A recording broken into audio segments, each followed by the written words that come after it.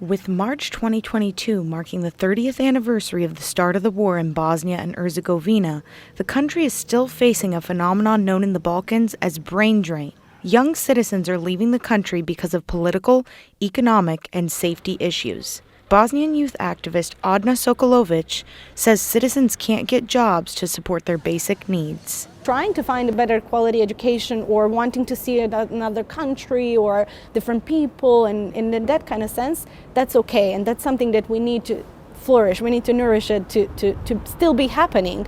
But this area of where students and families go belly after the bread, that's not okay because that's a problem of the country. That's country not giving just basic needs for people. Though the war ended 27 years ago, buildings are still covered with bullet holes, some never rebuilt, and long-standing political divisions leave many without equal opportunities and afraid of the return of war. They don't feel like this is a safe region for them to have future at. So that's why they go away, that's why they move. When they think about not only the situation of a new war happening, but also in the very this existential basis, because this government created on division and created after war doesn't give necessities, doesn't give necessary and basic things for you to be able to live.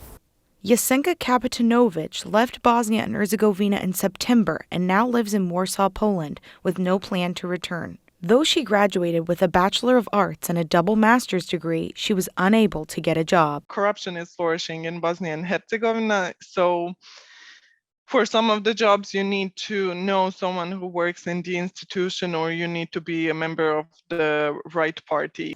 With no changes and no accountability for politicians and leaders, citizens are left feeling worthless and depressed. If you go through this process for 2 or 3 years, you feel like you cannot do a single thing. You cannot grab a glass of water on your own. That's how unworthy or incapable you are. Maria Sadic is a war trauma psychotherapist and executive director of Wings of Hope, a nonprofit that helps people access mental health and war trauma PTSD services at affordable costs. All this situation is impacting mental health. It's like existential crisis. And if I have a choice, then I'll leave the country and I will live somewhere else. Some citizens also struggle with PTSD from experiencing war, being children of war, or being afraid of the return of war. Everything that happened in the past impacted mental health a lot. We have a whole generation that is traumatized, that doesn't even have a sense of being traumatized.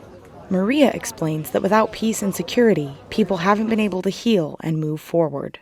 Post-war situation actually kept people locked in trauma.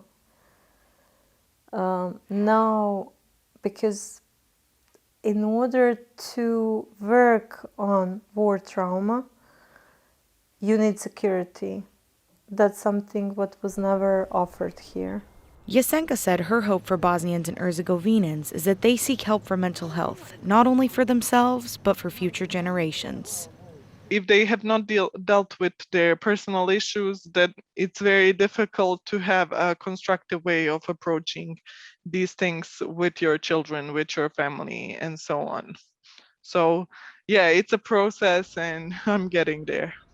I'm Maggie Geiler for Pavement Pieces.